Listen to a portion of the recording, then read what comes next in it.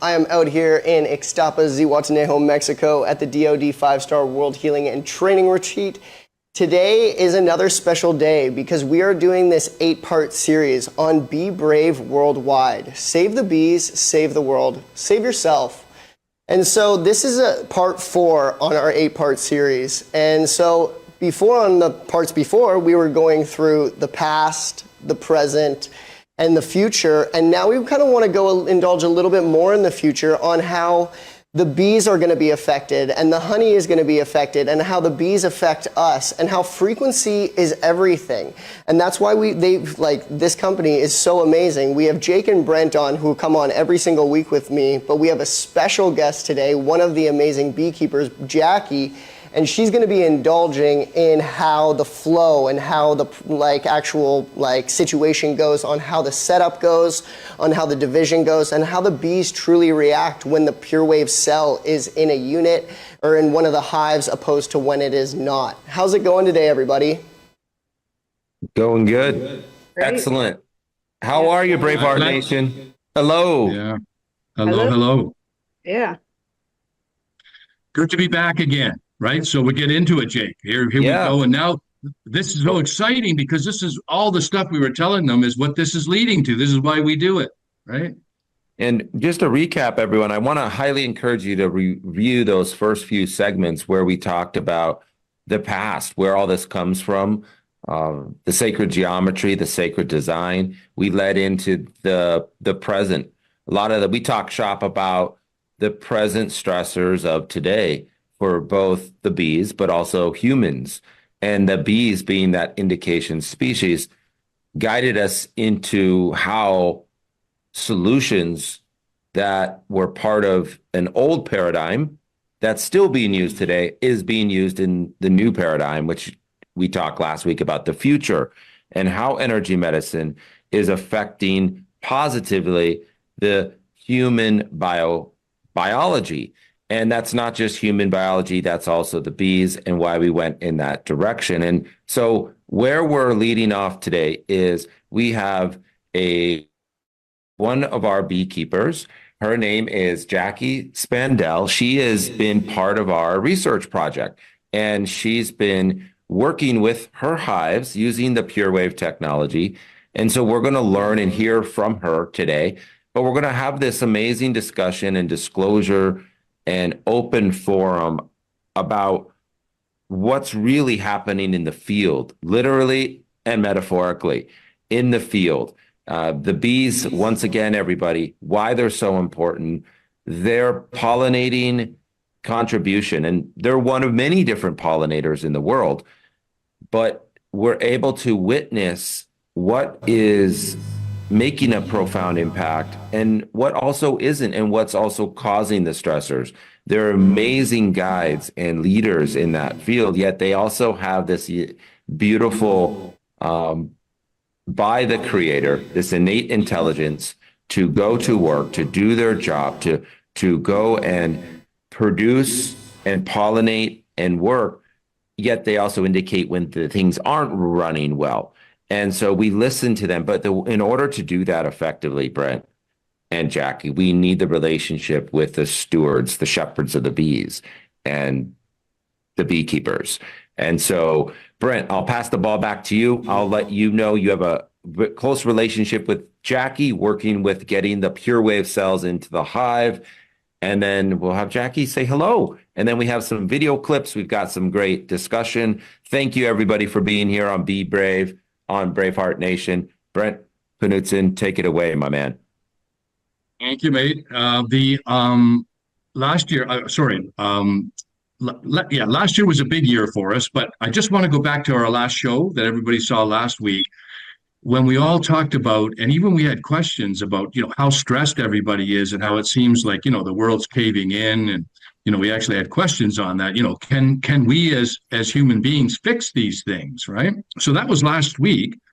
And so we are so excited now. We told you why it isn't that way and why there's such a positive future. But this is all about that. So this is about practically taking some of the issues that are going on, which Jackie and I have been talking about over the year, the stresses that are going on in the environment for the bees, and then what we can do to alleviate and strengthen that. So without going over it again, we have our technology, and I reached out to Jackie about a year and a half ago because she was doing beekeeping with her partner Jan, and we started to talk about how we'd approach this, and we formed a really great friendship and relationship just over how we'd approach it and what we were doing.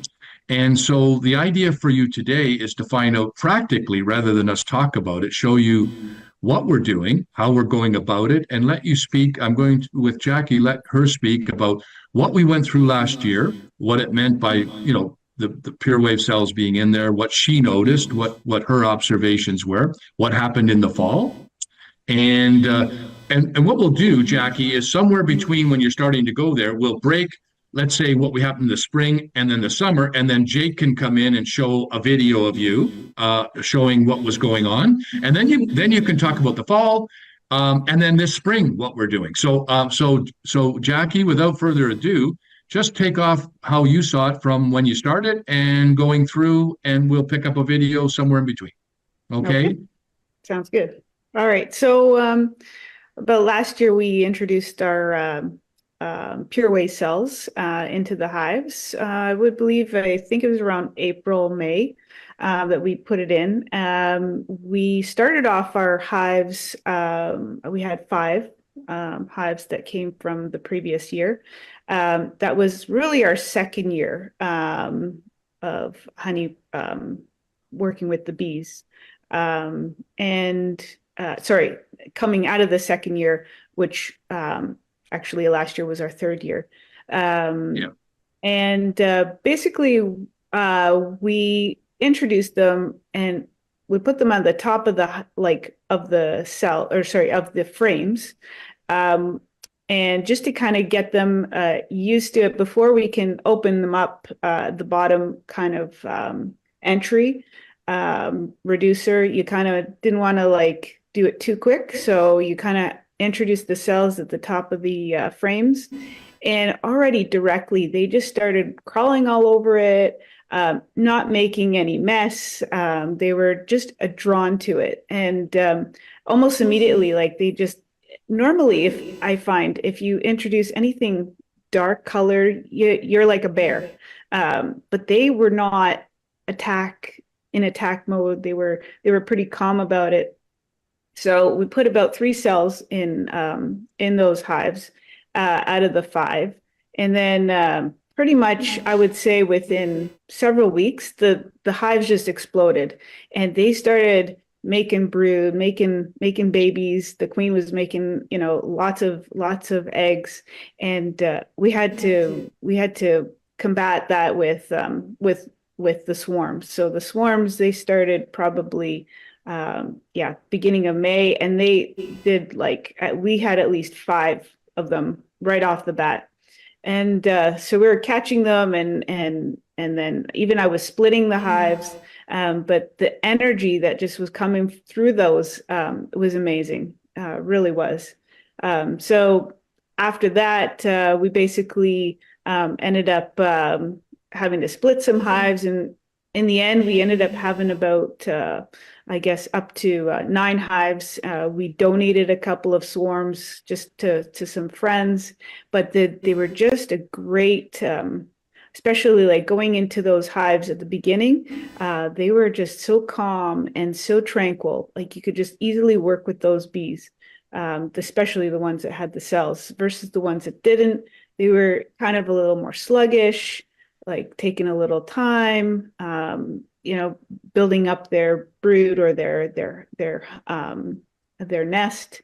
And I was already putting up honey supers, so that was making honey, probably early June last year off of those 3 hives. So you could really feel that the production was just going rampant right away. So it was really nice to just see that spike and saying, oh, wow, they're so prolific. They're so vibrant and fertile. So, but the main thing I think is just that they were calm to work with. They were more gentle. It's like you could just pet them. But they were just being very calm. Jackie, just because we know what it means splitting hives, just explain to everybody what that meant when you said you had to split hives, as to why that was and what that meant. Yeah, like, why did you have to split hives? Yeah.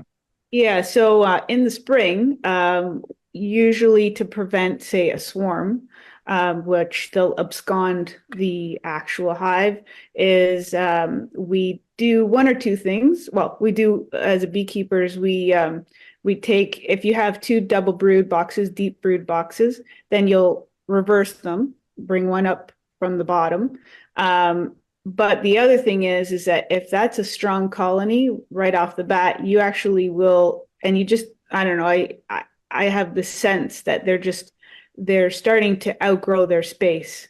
And so what you do is take about 4 frames, usually the center frames, with a little bit of extra honey, and you put it into a new brood box. And you basically are creating a split.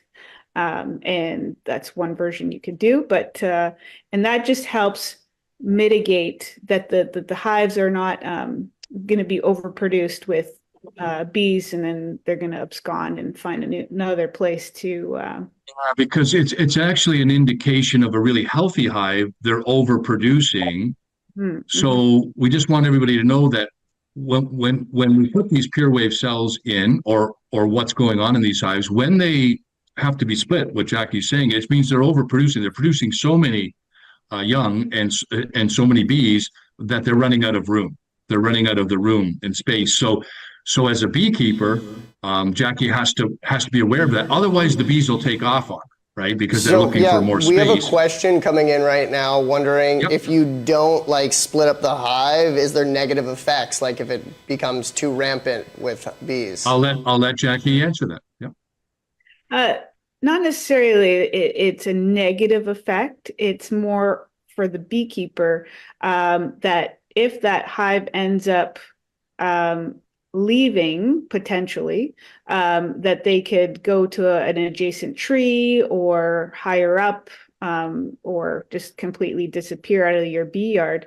And then you're going to have to, you will be left with little or no bees. Potentially not. There's also a potential that the remaining bees would say, okay, now we need to make a new queen, but the chances are less. And so I think you really want to like kind of have a step forward, but you really want to be in tune with what your bees are doing, and have a relationship. And I think even us just having this discussion about, using the disc, that's a relationship with also introducing these discs with the hive. I mean, it will just increase their production to be able to move forward and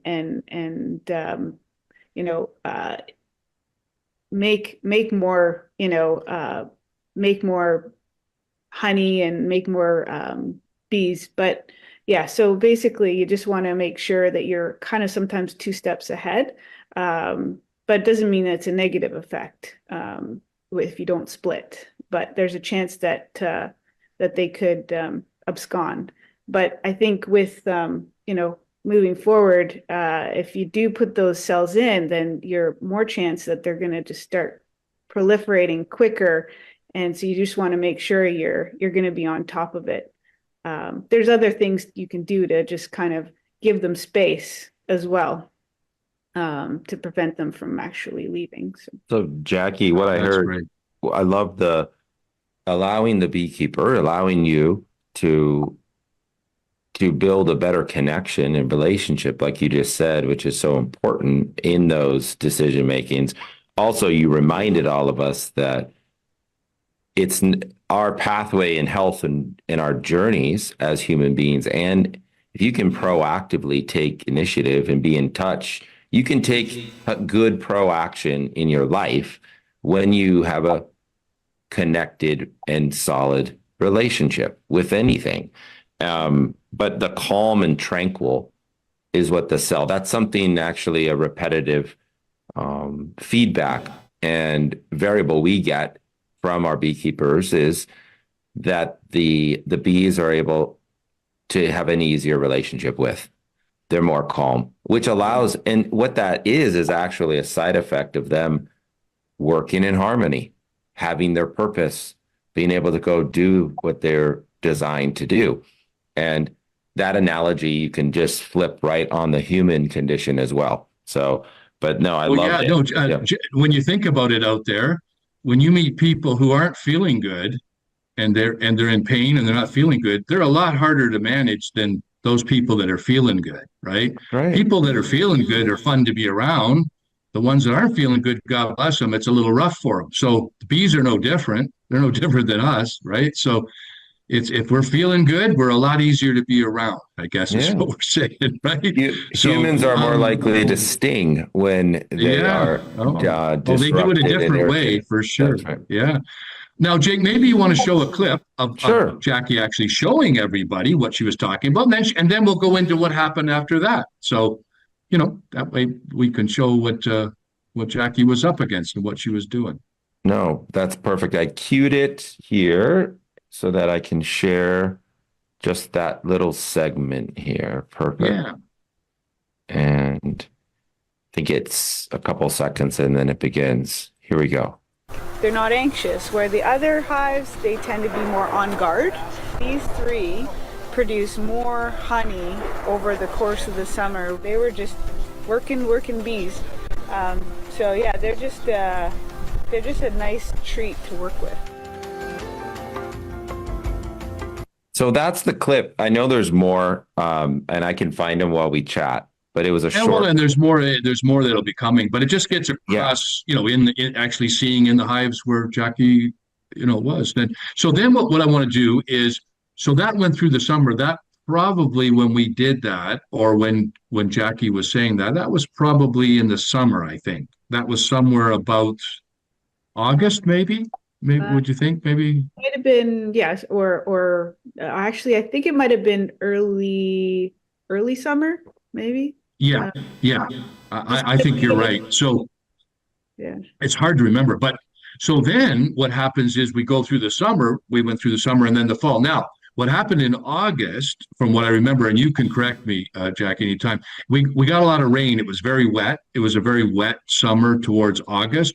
And a lot of the beekeepers were complaining about moisture or, fungal or whatever, because of, again, this has to do with weather and sources, and also, by the way, food sources.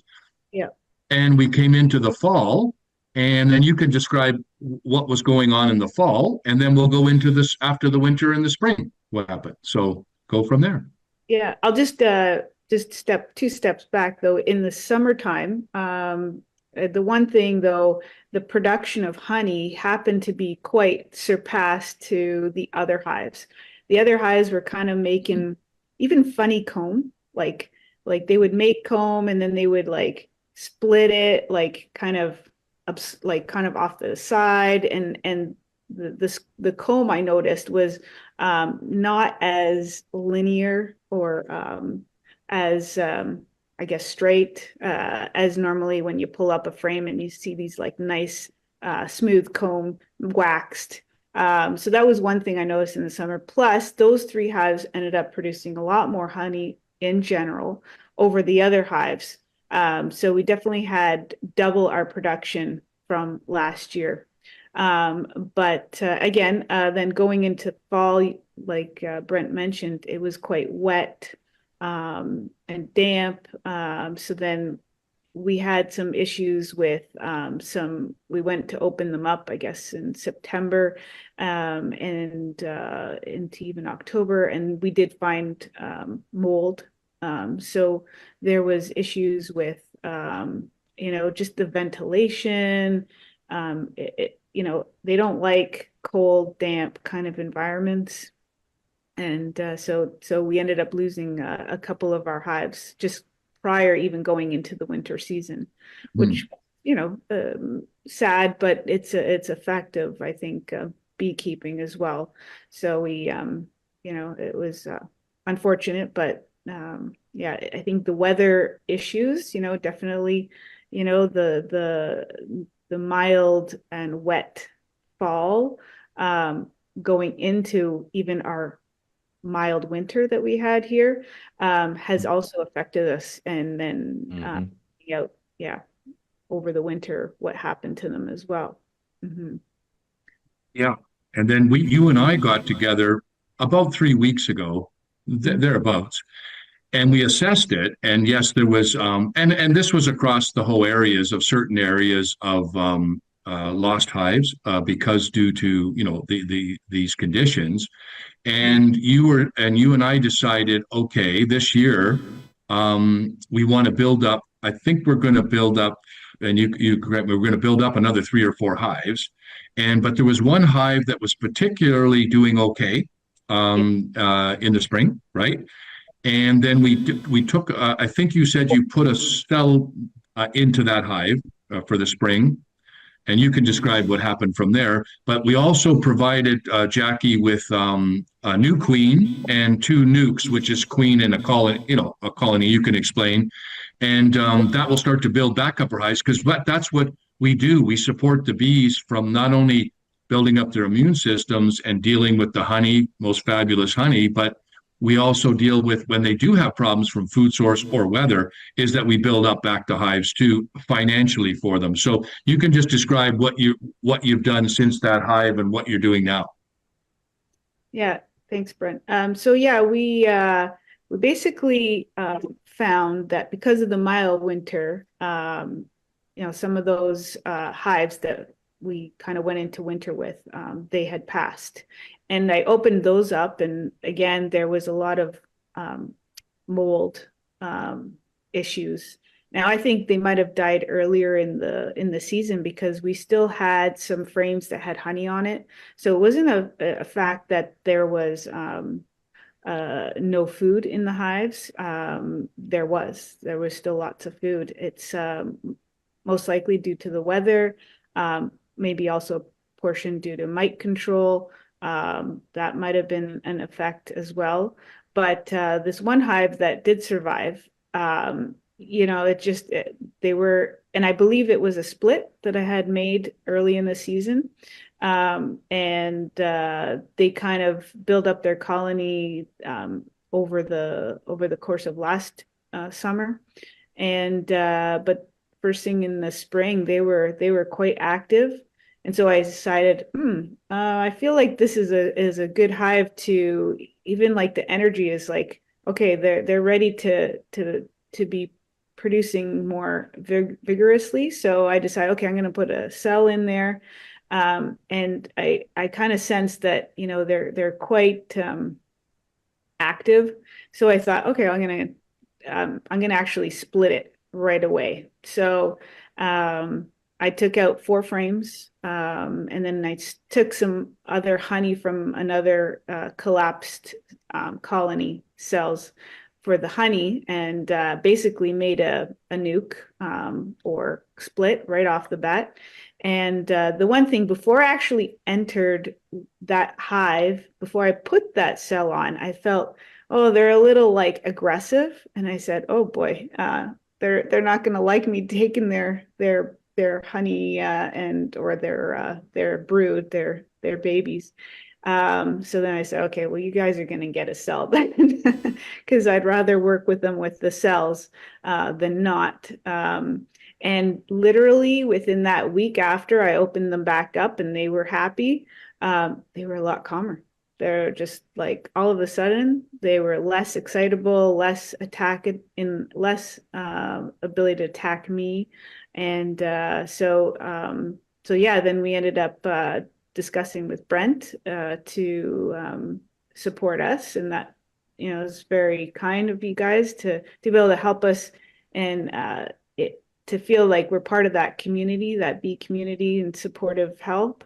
And yeah, we're getting 2 nukes. They're coming in June, but we got already a queen, and I introduced her last week and looked her up a couple days ago, and she had. So what we do is we get a queen from another beekeeping provider, and either they make those here in Ontario, or they fly them in from another part of the world. And the one that I ended up getting was an Italian bee, a queen bee. And so I put her in. She's like in a bit of a bee cage, and with some of her helpers. And you introduce her into it, and you leave her alone, and hopefully she'll eat out the sugar plug, and the pheromones from her will be attracted already over time, over that like 2 to 3 day period, and she'll come out, and the colony will accept her. And I believe she's been accepted because there was no dead queen, because they would kill her in that cage otherwise.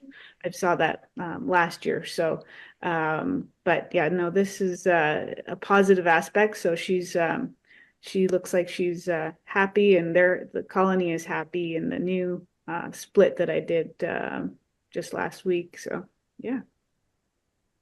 Nice, nice. And then we'll get that. And just on that note, as Jackie was saying, we're so well honored and proud to support her, and more of what the future. But I want to let all you know that you're the reason for that. What happens is when you go onto Braveheart and you're buying honey and the cells, we use a good portion of that money to then supply it to the beekeepers. That's why they don't have to financially worry about that. And if Jackie wanted to expand, we'd be wanting to do that, because that's what we're having the public do, is support us to do that, because they do run into bad seasons or food sources or so forth. Or just in another case of a big commercial beekeeper, they had 2 yards of never 2 years, sorry, of a yard of over 40 hives, not losing any hives at all.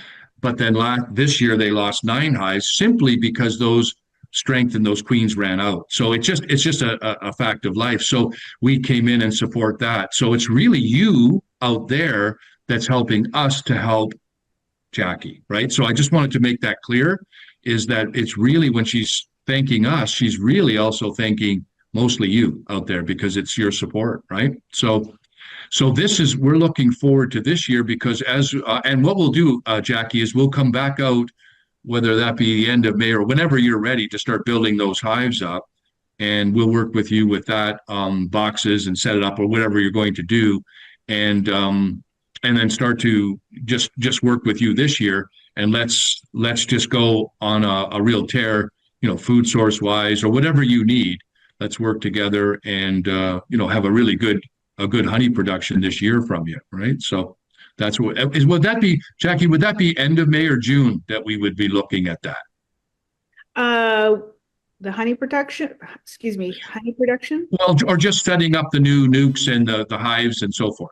Yeah, so the expected time, I think, is probably late May, beginning of June for the 2 nukes. Yeah. Yeah, that's what I'm thinking. Yeah. Yeah, I just wanted to add though, so I checked the queen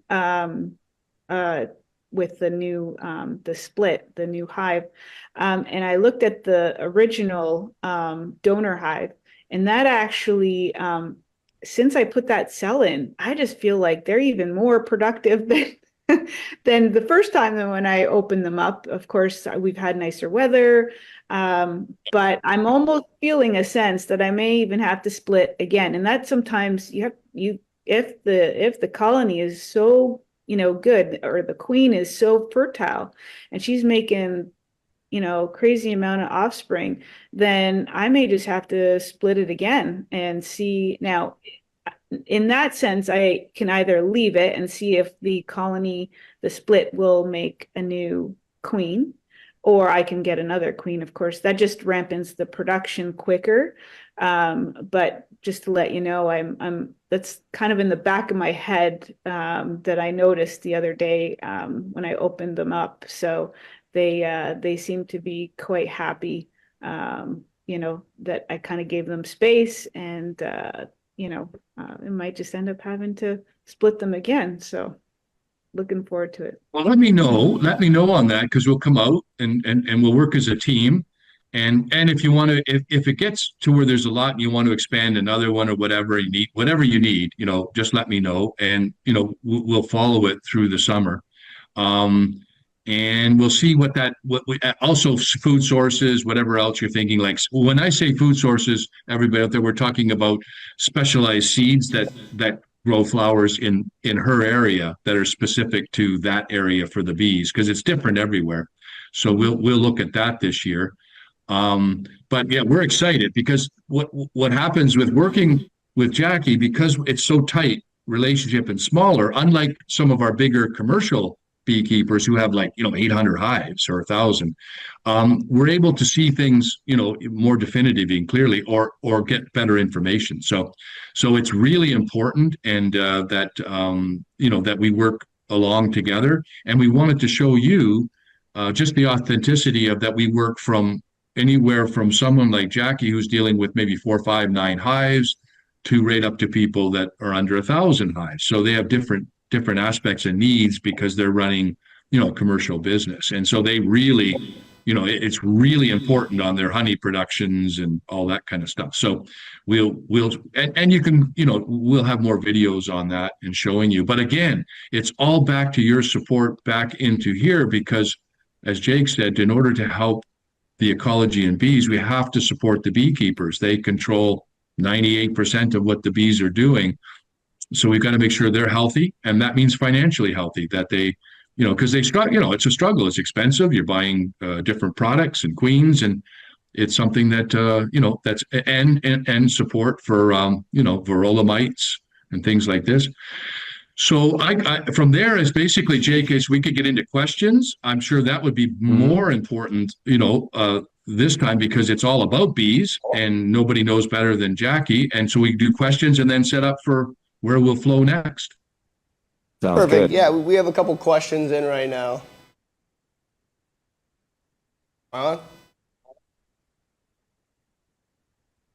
Okay, so one of the questions was, the average bee lifespan is roughly 4 weeks. Have you seen an increase in the lifespan from using the magnets? For me, I think as a beekeeper that's fairly new and it's a hobby, so I can't honestly say if I've known that there's an extended lifespan of these bees, but I can say that the queen itself, if she's noticed, or say the colony as itself, if they are low in their production, she's gonna maybe ramp up her production, or maybe she needs to be removed. And like what I think that happened last year is that, or over the winter, is that I was already 3 years into being a beekeeper, and it's very common that you will have like a lower production or of offspring. So I can't personally say that, but I noticed that the bees themselves, they are prolific as going into like this next part of the season. So far they've been quite extended, but I can't really comment to say that for true that I've seen a difference with the cells. And we haven't either in terms of lifespan or longevity, but what Jackie's explaining is increased quality of life during that lifespan. And I just want to plant a seed in relationship to a way to think about what the cell is doing and how it's helping the bees. So, and I'll relate it to the human condition first. So when human beings are under stress, stress is not necessarily a bad thing. There's eustress, which is when your loved one surprises you with your birthday party, and you go in and there's elevated blood pressure, there's anxiety, but it's surrounded in all joy. Or going to the gym or going on a long hike, that's stressful, but that's That's eustress. That's good stress. Unmanaged chronic stress leads to chronic stress. So unmanaged acute stress leads to chronic stress. The busy, everything we talked about in our second segment, the present day stressors of electromagnetic pollution, to the insecticides or the chemicals in our diet, to all the GMO genetically modification of the world, the media, the information going into our psyche, that accumulated stress wears on the human being. And you've heard of this term before, the fight or flight response, which is designed in our body to protect us when the bear enters the village. We're not too far removed when we weren't hanging around Zoom or on the streaming platform you're on right now. You were around the village, and the mothers and daughters protected the young. The men went out to hunt. When the bear came into the village, everyone's adrenaline was released and a stress hormone called cortisone, which forces you to shut off your digestive tract, increase your blood pressure, increase your alertness so you can survive. Well, what's happening in the present day stress is that the stress hormones, cortisol, adrenaline, these aren't shut off, which is starting to then affect our daily quality of life, leading to the dis-ease in our bodies. So let's now translate that to our bees. The cell is placing and giving an opportunity, and again, calm and tranquil, more receptive, more harmonized. When your body is resting and harmonized and in groove, and you have a clear purpose, and your relationships are healthy, and you're able to go and live your purpose daily, your stress hormones drop. Now, there's a stress hormone for insects too, you guys. It's called octopamine. Now, what this is designed for, and this is also like a neurotransmitter, it's like a hormone, and the octopamine functions as a neuromodulator, neurotransmitter, or neurohormone in insects' nervous systems and prompts the whole organism to take dynamic action. It's an important part of their life. When they sting, the hormones release where the other bees go. This is elevated in a very aggressive, active hive, but it's needed to go and motivate to go work too. Just like in the human body, there's the good stress. If you sit on your couch all day listening to podcasts, that's not a healthy either. You need the variety and the dynamic of stress in your life. The cell offers this environment for them to relax and do their job. And that in that space is where you regenerate. In that harmony is where you reconnect and you live your best life. So back to the question, does it extend the life? We don't know. We won't make that claim until more research is done. We can make the statement from our experiences with testimony and experience in the field, like Jackie and her bees and the other beekeepers, that it's improving the quality of the life of the bee based on those reasoning. So I hope that helps you guys give a little understanding of what the cell does, how it relates to helping the body, helping the bee really get harmonized with those stress hormones so they're able to live their best life. There's my little spiel, but I think it's important because it does correlate to the way organisms in the world, including humans and bees, operate and what triggers us. We go around hyper stimulated, hyperactive, hyper stressed. What happens? What ultimately unfolds? We cause harm to ourselves. We hurt. We injure ourselves, or we get sick, or the immune system directly tied to the stress hormones of an organism and how that's regulated and managed. So that's my opinion and my experience being co-founder with my partner, how the cell is playing a role in the life of the organisms it touches. So there you go. There's a little spiel for you guys to think about and chew on. Sage, I think you had Wonderful. another question. Go, Sage. Yeah, we have a couple more questions. So one girl she's introducing the cells and the honey to their local beekeepers and wonder how they can get involved and help. So let me feedback the question. You have someone who's She has beekeepers who want to introducing- get involved and like help with this like movement and like want to that they learn. know. Yeah. Okay. Yeah. So what we do is we have a contact for us that we can send out, that we contact a beekeeper that the area that they're in, how many hives. So we go through just a process that they contact us, and Jake can give that information out to you. Where they contact us, and then what we do is we consign cells to the beekeeper and track it with them, just like we are with Jackie. So there's no cost, but we just have sort of a vetting process to make sure it's a match, where they are, what they're doing, what we're helping. So that's how we go about that. So it's just a process of that we get to know each other, And if you are interested, reach out to the platform that you're on right now. Connect with Sage, Braveheart Nation, Doc of Detox. That's where you can access the Pure Wave cell, of course, and the honey.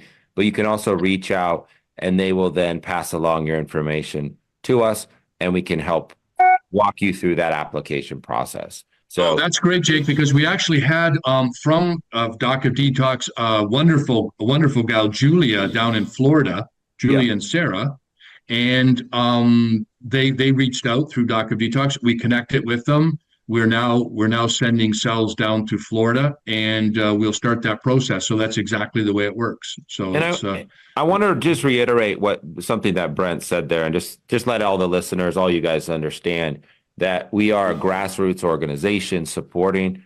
We do have to have an application so that the relationship makes sure it's a solid one. We just have to connect and make sure that mutual programs nurtured. It's always good, instead of getting these cells out there with no rapport, no feedback loop, no relationship, we're not able to then really truly connect. Like Jackie is so willing, and we thank you, Jackie, for being a part of this. And we thank, like Brent said, all of you guys are supporting Jackie. We're just the facilitators.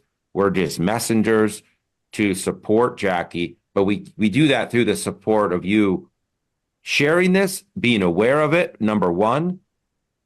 Obviously, supporting, trying the amazing honey from our region. Local honey is very important too. We understand and know the benefits. Local beekeeper here. I'm in Michigan. Stephen we'll have Stephen on. An amazing backyard beekeeper, has a couple hives. Started 3 years ago because his own, and we'll talk more about next week in regards to honey and the benefits of honey and things you can do with honey. But he actually got off all his medications for allergies because he researched about 5-6 years ago that the local pollinators and this amazing production and this product honey can help with that. So he embarked on his path and has now he in Michigan, similar to your area, in the springtime, the pollens can be pretty heavy depending on the season. And he's clear. He's clear. He's not having to take med. He's not having to go down that bubble, that program of lifelong subscription to a pharmaceutical for something that nature is trying to tell him. An allergy is a sign, you guys. It's an alarm system that you listen to. You don't avoid. I know Daryl and Sage talk a lot about these things in their programs and their trainings.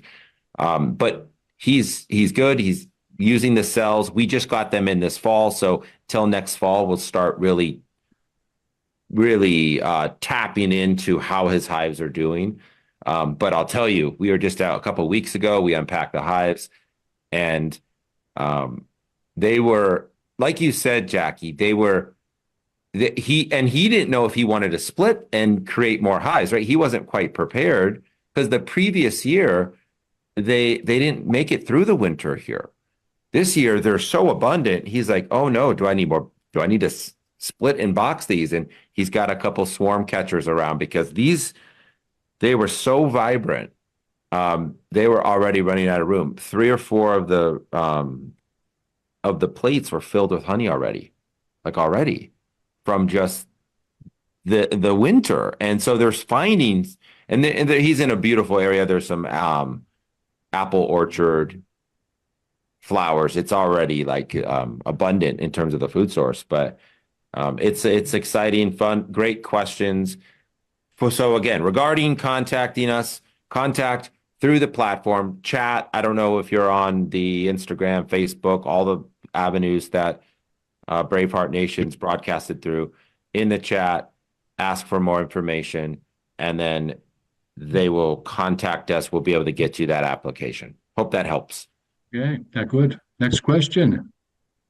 Next question is, Jackie, how long have you been beekeeping, and what is the biggest challenge you have faced? So this is my 4th year beekeeping. I guess the most challenging thing that I'm actually having to face is the climate change. The winter was mild. Then we had, moisture in last summer. And I feel that, if you have too high moisture or it's been raining a lot, then the bees don't like to literally come outside. You don't even want to open a hive when it's raining. Then if it's too dry, then you don't have even nectar flow. So if 2 extremes, like I think last spring or the year before, we had a really dry, like 6 to 8 weeks. I think it was maybe 8 weeks. We had a dry season in the spring.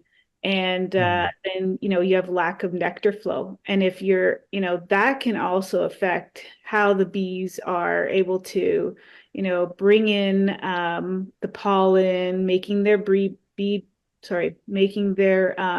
bread, which is a combination of pollen and immune boosting properties for them for the generation of the hive, and to feed their young and to feed the next generation of bees.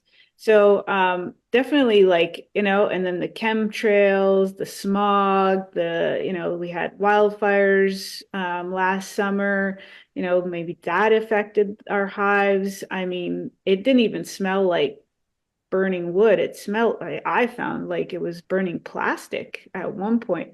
So really we can't see necessarily the pollutants in the air, but it can affect us humans and affect the bees and the insects and the pollinators for sure. So and then the spraying any chemicals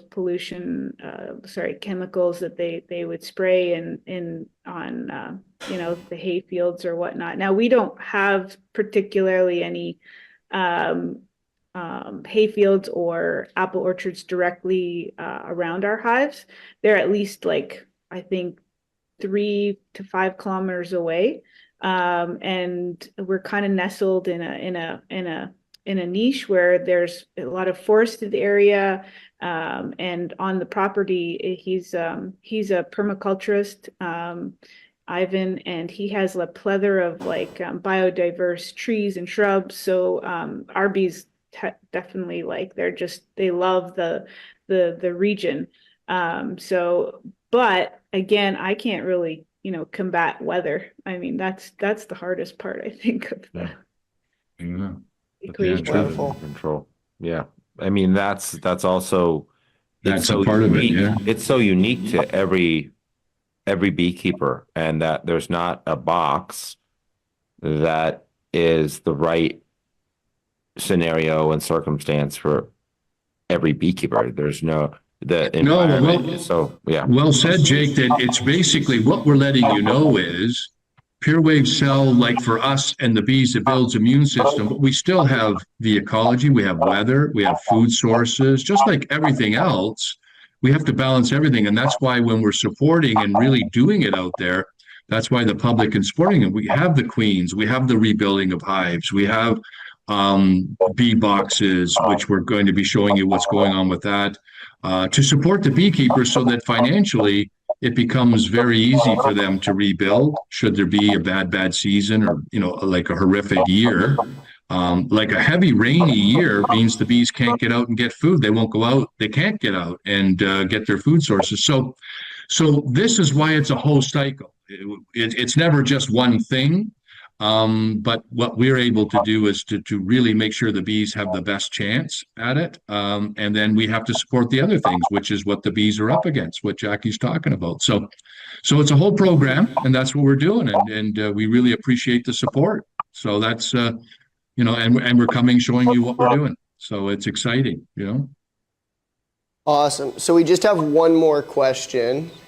And that question is, I see only that you guys carry the 330 grams of the jars of honey. Are you going to carry a larger size? Yeah, it's a good question. We picked that size because like most of our honey is shipped and is done, but it's the amount of honey we get too, because we don't source honey like in volume, it comes from the hives that have the cells and so forth. It sort of limits us to a limited volume of honey. We're looking to expand that, but right now we have a limited volume of honey. So we put it in the small so more people can get it.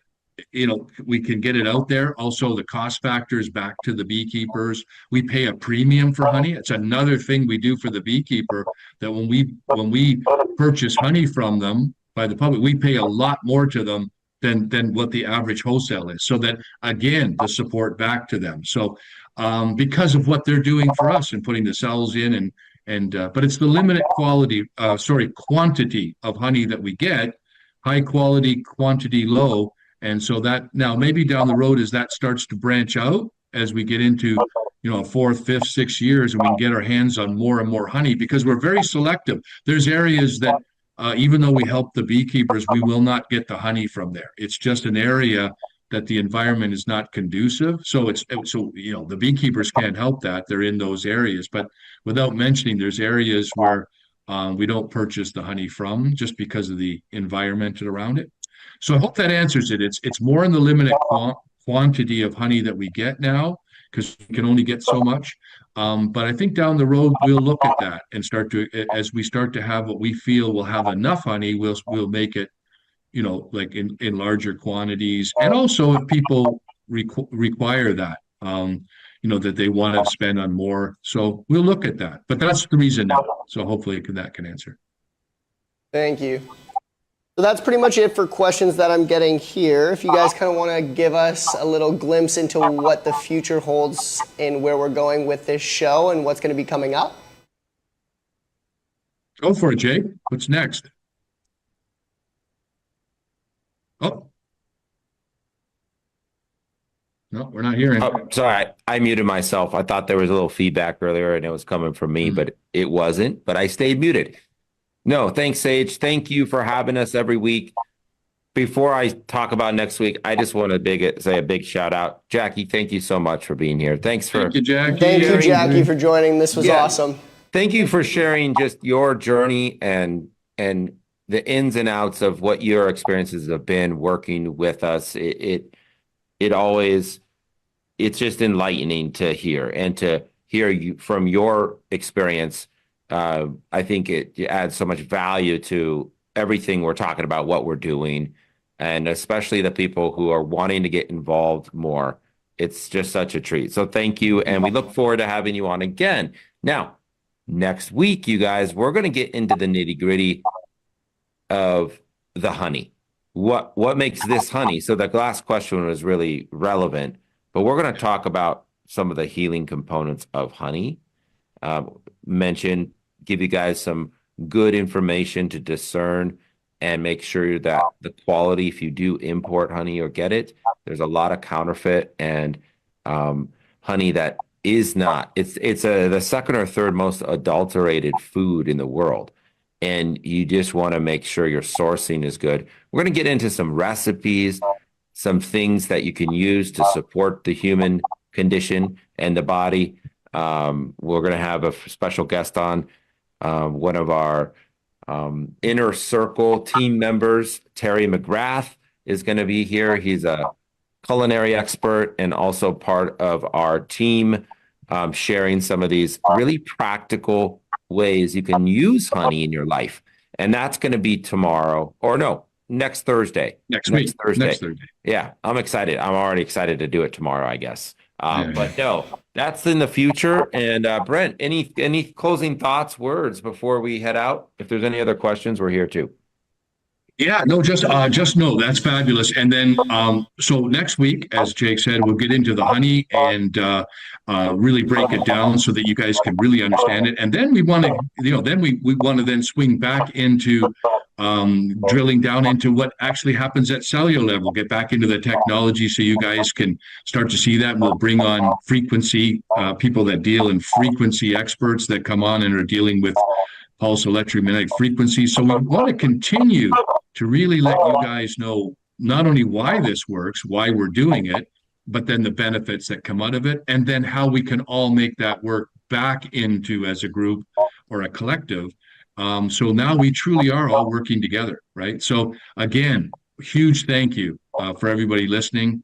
And again, all of these videos or podcast or whatever they're on, Be Brave. I think they're Sage, they're in the Braveheart library. Would that be correct? They're in the Braveheart Nation library, as well as like if you just go to Dr. Daryl Wolf on Facebook as well, you can see it just in the video prompts, and then that'll be kind of like in the B section. But you can find it on the Doca Detox library. You can find it on Braveheart Nation. You can find it on Dr. Daryl Wolf on YouTube. So just check it out wherever you are, on whatever platform you're on. Yeah, and then just a shout out to say, hey, be amazing, be brave. We're all doing it, and the future is bright. It really is. We're excited. Thanks, everybody. Well, thank you guys for joining. I appreciate your time. Thank you, Bravehearts, for watching. Be brave. As Brent said, we will catch you in the next one next week. Much love, Bravehearts. Later. Bye. Bye. All right. Thanks, Jackie. Yeah, thank you. Yeah. I am out here in Ixtapa, Zihuatanejo, Mexico.